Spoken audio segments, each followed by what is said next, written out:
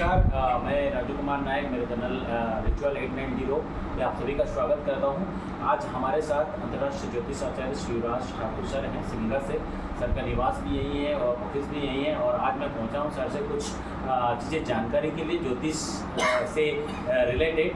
तो मैं सर के तरफ क्वेश्चन मैं रखता हूं और मेरा जो सबसे पहला जो क्वेश्चन है और आखिरी क्वेश्चन है आज का, इस वीडियो में एक ही क्वेश्चन में हम समाप्त करेंगे। तो सर हमेशा मैं सर से मिलता हूँ तो सर बोलते हैं कि नवग्रह जो है ना वो नवग्रह नहीं है, वो नौ लक्ष्मी है। तो आज हम जानेंगे कि सर जो नवग्रह को नौ लक्ष्मी कह रहे हैं इसके पीछे तात्पर्य क्या है। तो सर हमें आप बताएं कि नवग्रह को नौ लक्ष्मी क्यों कहा जाता है। जी सर, आप सभी को नमस्कार।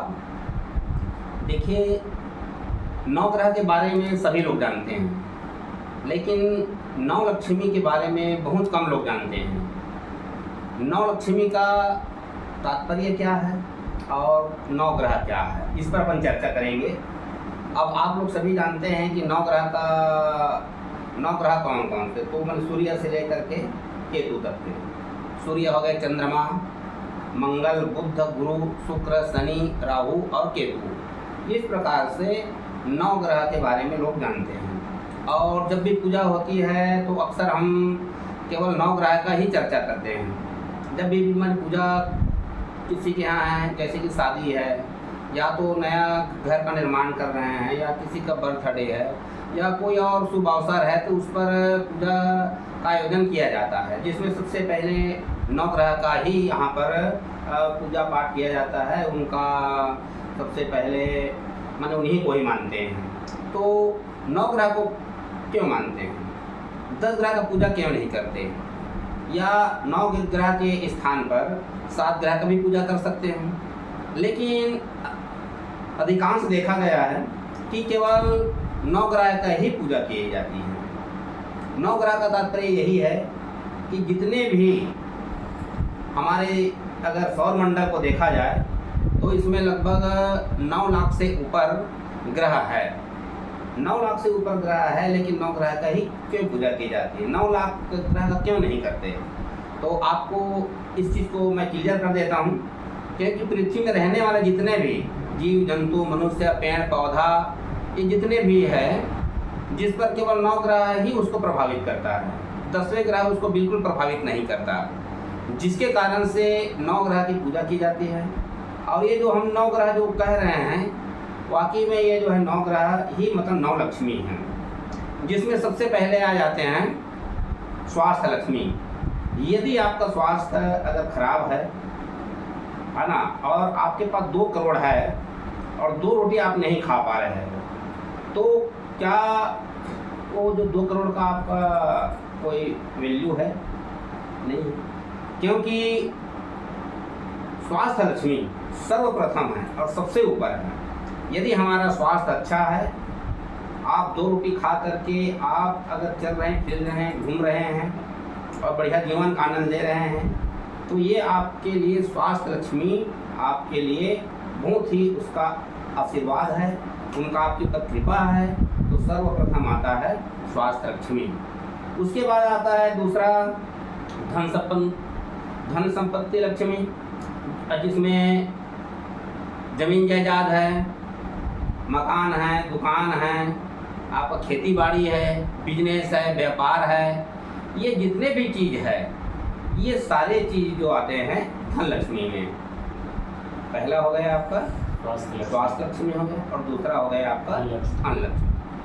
तो धन लक्ष्मी का तभी महत्व है जब आपका स्वास्थ्य अच्छा हो, आप उस धन का आप उपयोग कर सकते हो, तभी आपका ये जो है धन लक्ष्मी का महत्व है।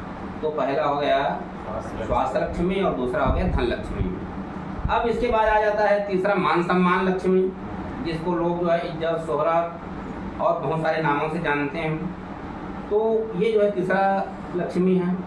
मान सम्मान का तात्पर्य यही है कि आपके पास कितना धन है कोई नहीं पूछता, आपके पास कितने एकड़ खेत है, कितने फैक्ट्री है, कितने दुकान है, नहीं पूछता।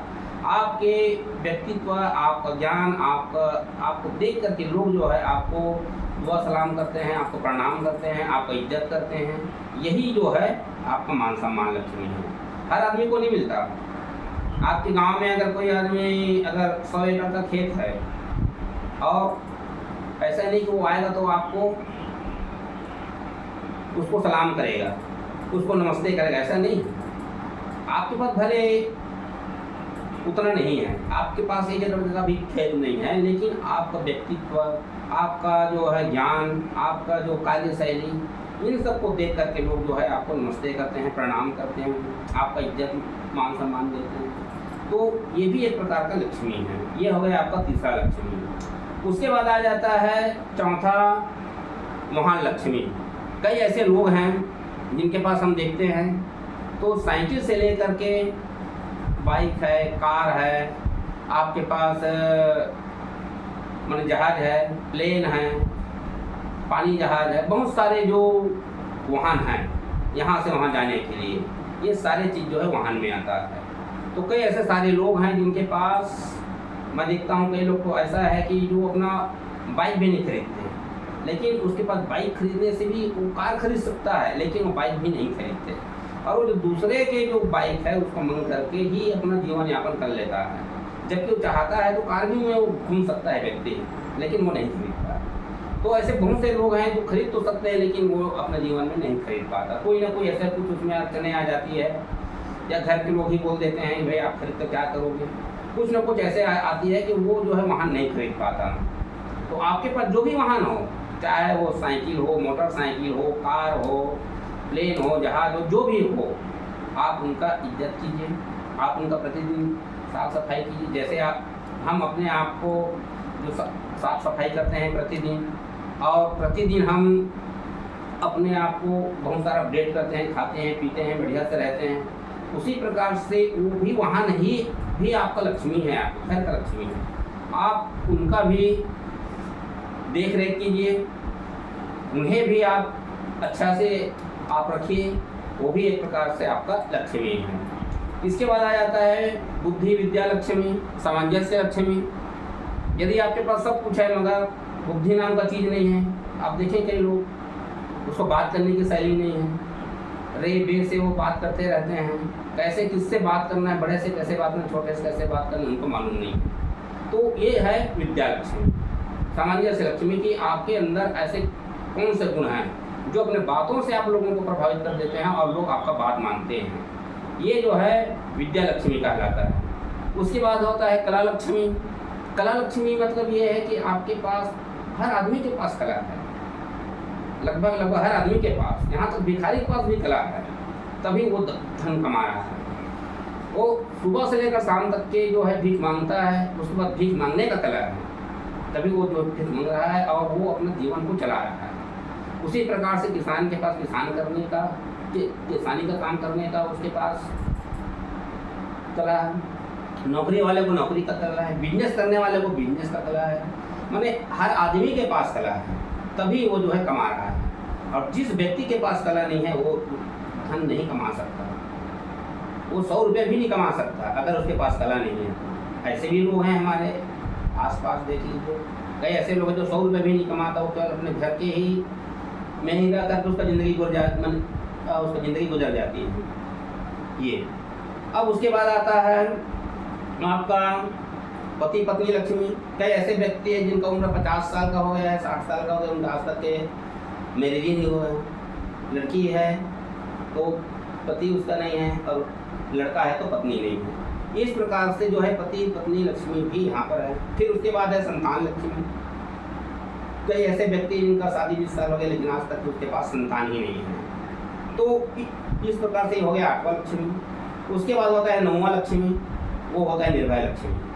कई ऐसे लोग हैं जो डर डर के चलता है, रात में सोया है तो भी उसको डर लगता रहता है कि कहीं चोर ना आ जाए, कहीं बिल्डिंग ना गिर जाए, कहीं और कुछ ना हो जाए।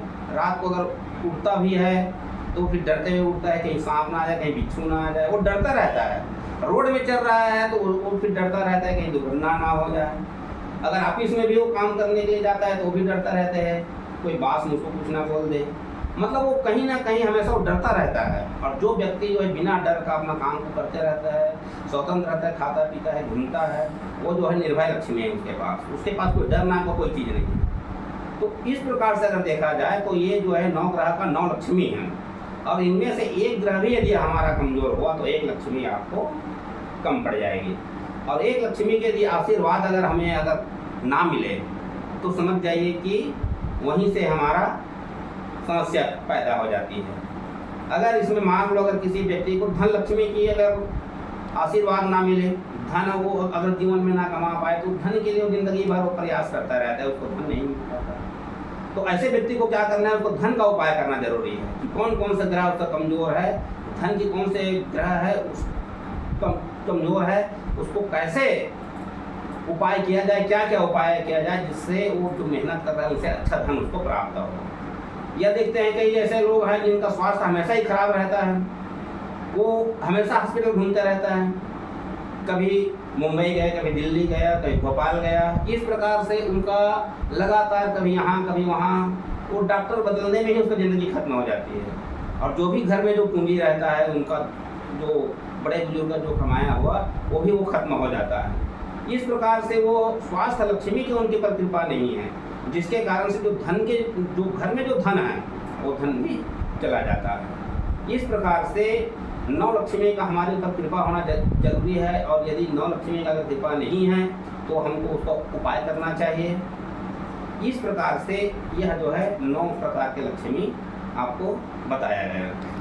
तो आपने देखा कि किस तरह से सर ने हमें एक्सप्लेन किया, सर ने हमें समझाया कि जो 9 ग्रह होता है, ये 9 ग्रह को हम 9 लक्ष्मी क्यों कहते हैं। तो बहुत ही ज़्यादा इम्पोर्टेंट है हमारे लाइफ में ये जो 9 ग्रह और 9 लक्ष्मी के बारे में जो सर ने बताया। और अगर आप अपनी कुंडली का विश्लेषण कराना चाहते हैं और अधिक जानकारी चाहते हैं अपने लाइफ से संबंधित, कौन सी लक्ष्मी आपकी लिस्ट है, कौन सी लक्ष्मी आपके अच्छे हैं, तो शिमला में तहसील कार्यालय के सामने सर का निवास और ऑफिस दोनों है। ज्योतिष आचार्य श्री युवराज ठाकुर सर नाम है और अंतर्राष्ट्रीय ज्योतिष आचार्य है सर। और मैं यहाँ पे आया हूँ और मैंने देखा बहुत सारे प्रसिद्धि पत्र जो है, सर्टिफिकेट जो है सर को मिले हुए हैं। बहुत सारे लोग यहाँ आते हैं और अपनी समस्या का समाधान करके जाते हैं। तो हम सर को तहे दिल से धन्यवाद देते हैं कि सर ने हमें इस बहुत ही अच्छे और महत्वपूर्ण जानकारी ज्योतिष से रिलेटेड दिया। तो thank you once again, thank you sir, thank you so much, thank you so much, thank you.